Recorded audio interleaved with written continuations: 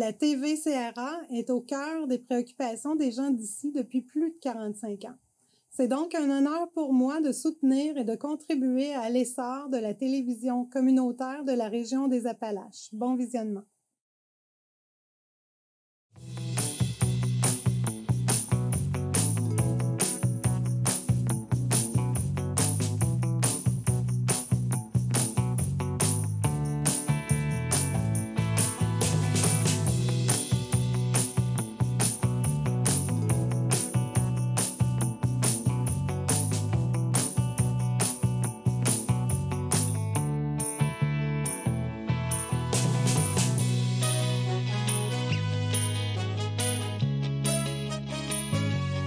Madame, Monsieur, bienvenue à votre émission habituelle d'information Appalaches en quelques mots.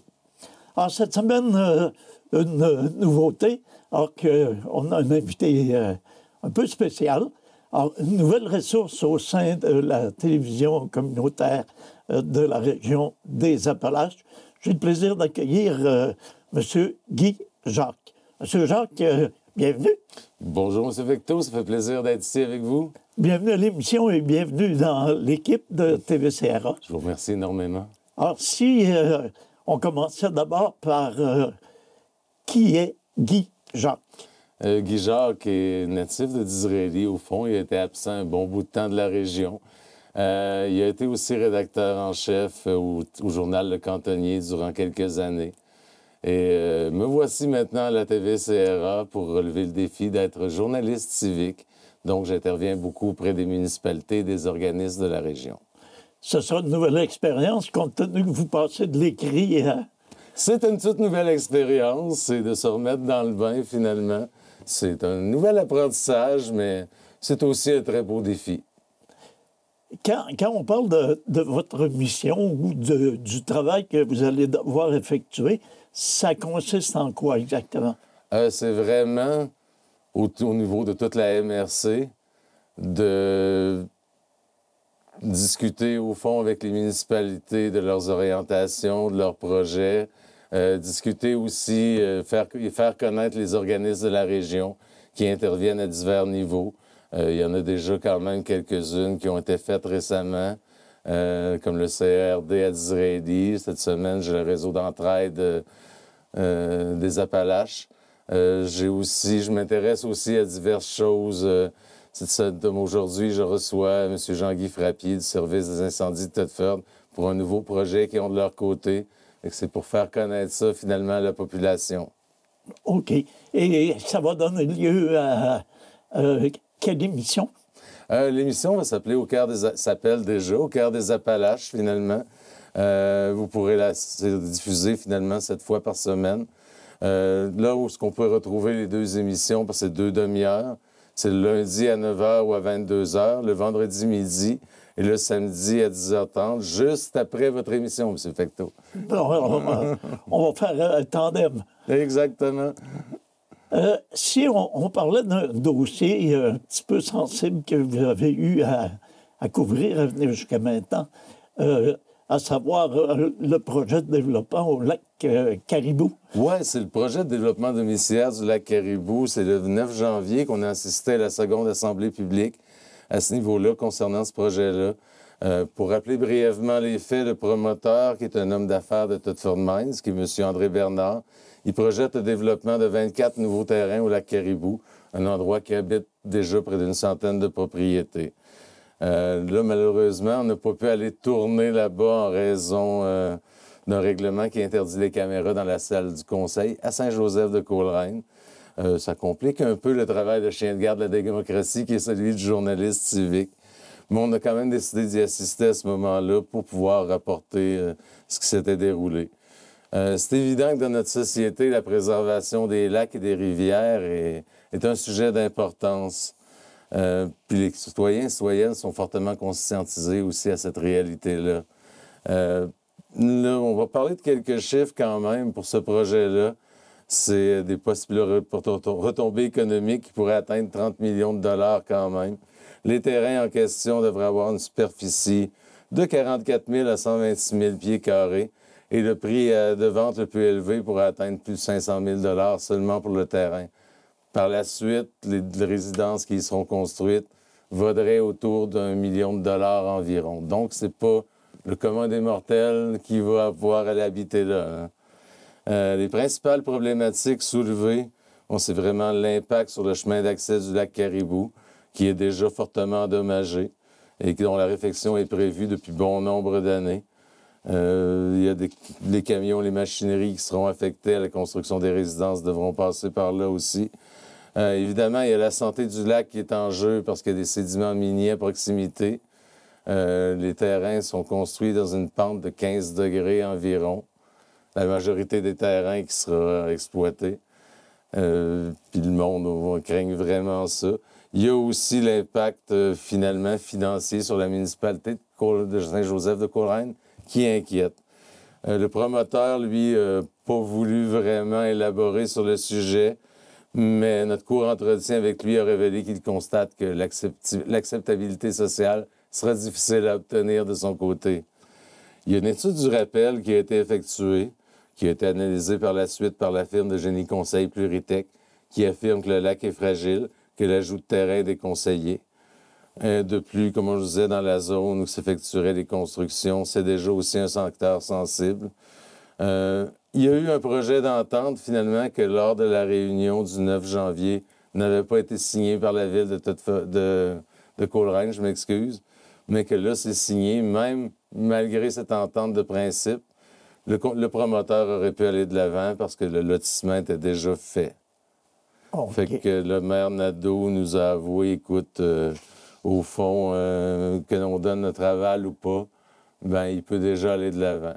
Sauf qu'il y a quand même des mesures plus restrictives à ce niveau-là. On parle de la bande riveraine qui sera à 20 mètres au lieu de 10 mètres, de la position du chemin d'accès qui se situera à minimum à 85 mètres plutôt qu'à 75 mètres du lac. Et finalement, il y a aussi des mesures contre l'érosion qui sont mises de l'avant, particulièrement au niveau du déboisement, qui aura vraiment ses propres règles à ce niveau-là. Au niveau de ces mesures-là de protection, elles ont été dictées par qui? Par la municipalité? J'ai bien l'impression que c'est par la municipalité, j'imagine, suite aux recommandations de l'étude effectuée par rappel. OK. Et au niveau du ministère de l'Environnement, il n'y a pas eu d'objection? Non, pas du tout. OK. Les parties en cause, finalement, c'est beaucoup le promoteur, la municipalité de Saint-Joseph-de-Coleraine, les citoyens et citoyennes, ainsi que l'Association du lac de Caribou. Puis il y avait aussi un comité de revendication qui avait été mis en place aussi, qui concerne des résidents et résidentes du lac Caribou. OK. Alors, si on parle de la situation actuelle, le projet va de l'avant et sa réalisation peut prendre combien de temps? Le promoteur comptait débuter les projets le plus rapidement possible. C'est sûr que là, il y a une construction d'un chemin à faire d'une longueur de 2,4 km vers les terrains en question. Et par la suite, regarde, il y a une entente aussi dans l'entente de principe.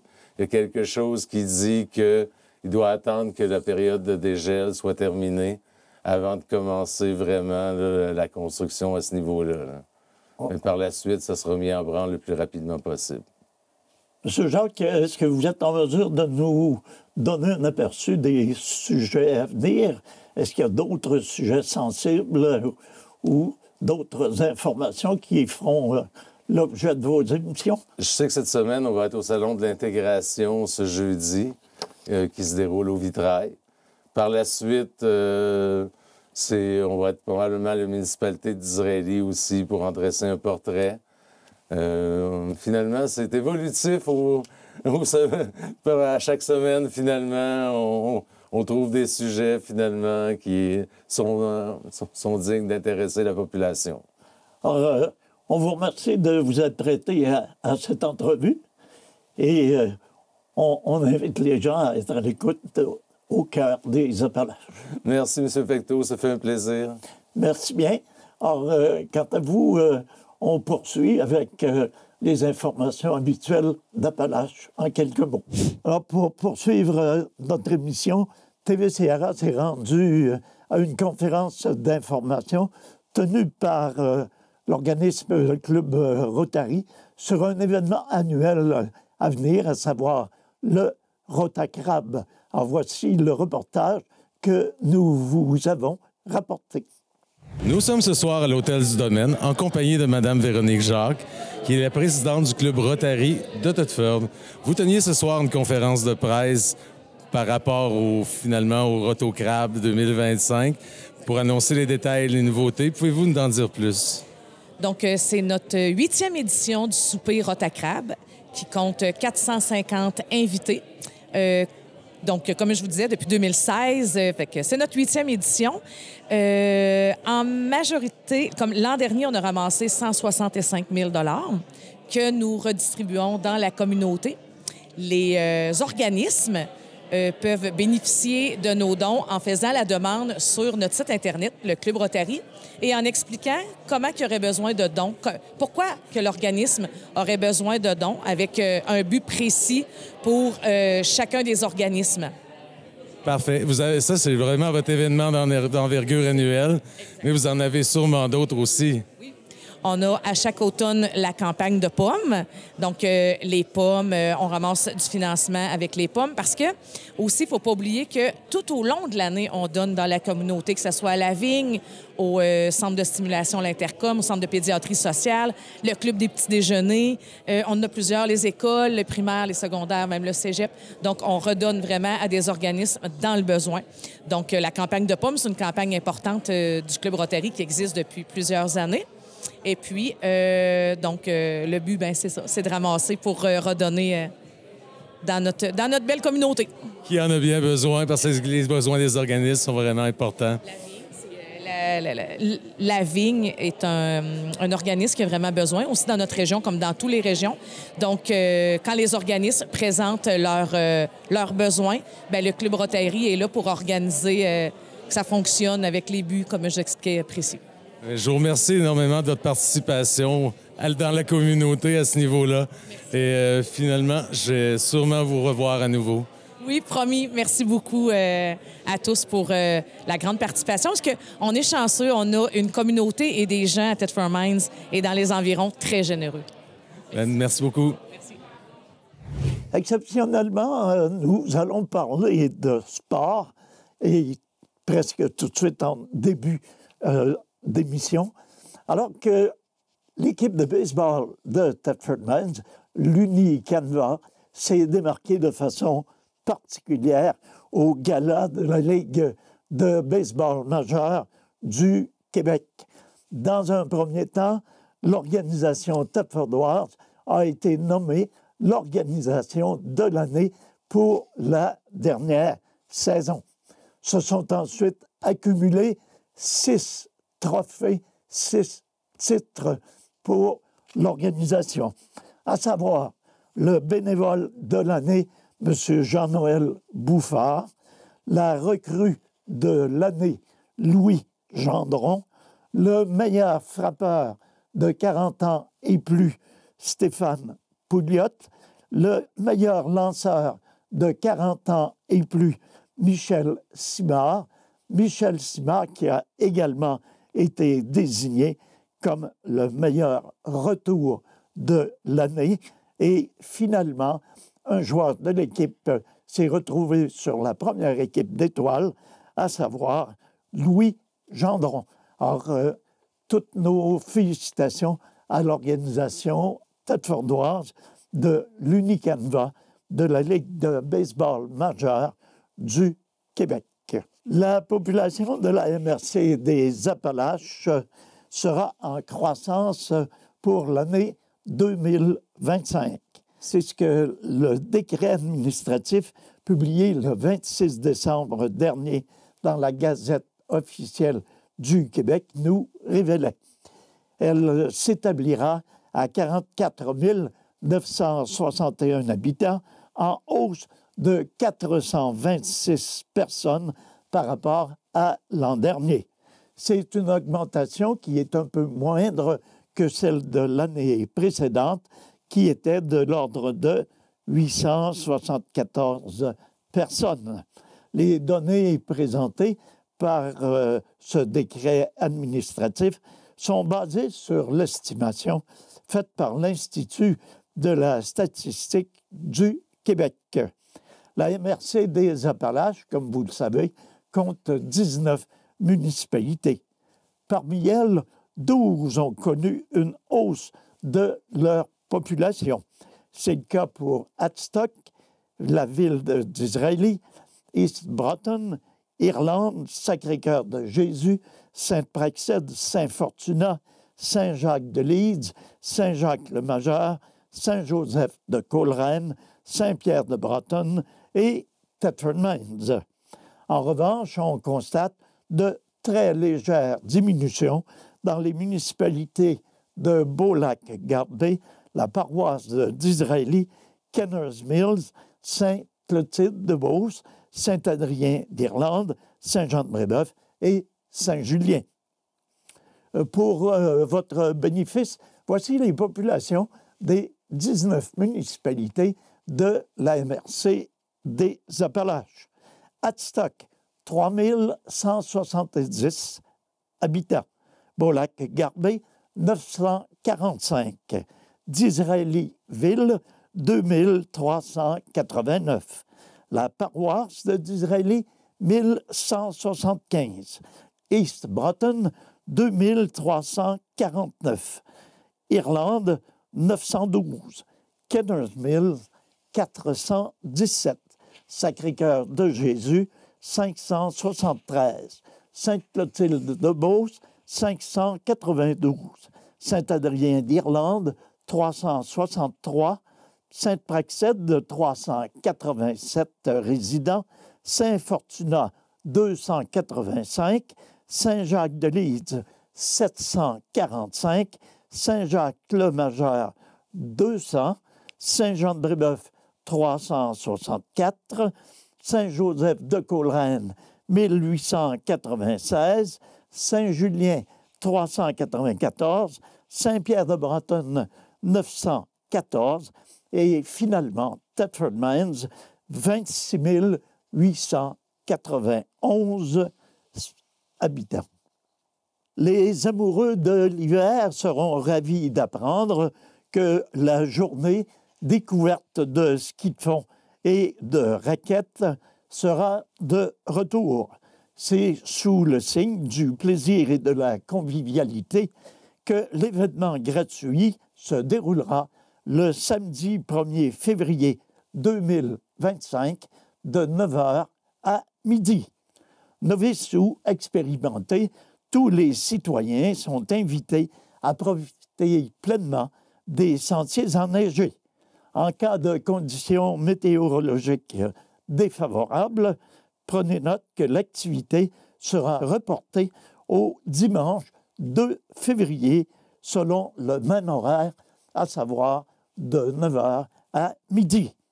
Organisé en collaboration avec le club de ski de fond de Thetford, le club de ski de fond de l'Or-Blanc de Black Lake et le comité raquette du club de golf et curling de Thetford, cette journée vise à faire connaître les nombreux kilomètres de pistes accessibles aux citoyens. Pour agrémenter cette sortie hivernale, une ambiance chaleureuse sera au rendez-vous avec feu de camp, musique, chocolat chaud et café à disposition des participants. Nous sommes heureux d'offrir à nouveau cette activité qui permet aux citoyens de découvrir la richesse et la qualité de nos sentiers.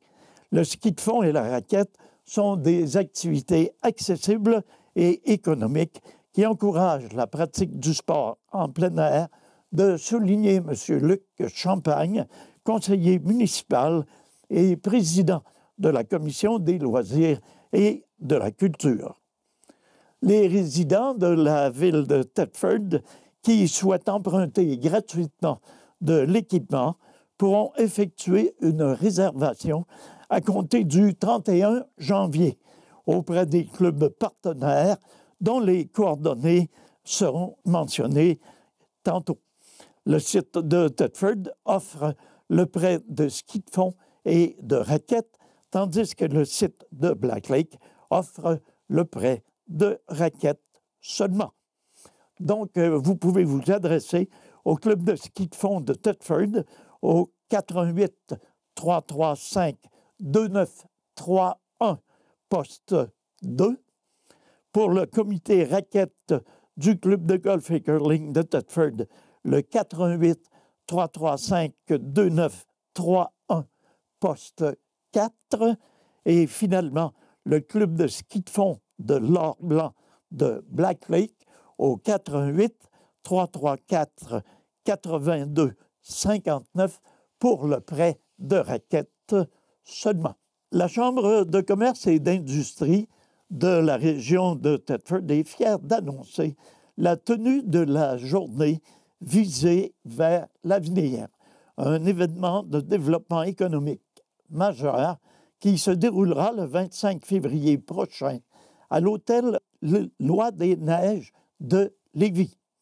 Cette journée de formation est organisée sous la gouverne de la Chambre de commerce et d'industrie de la région de Thetford en collaboration et le soutien de la Chambre de commerce du Grand Lévis, de Montmagny et de Lotbinière.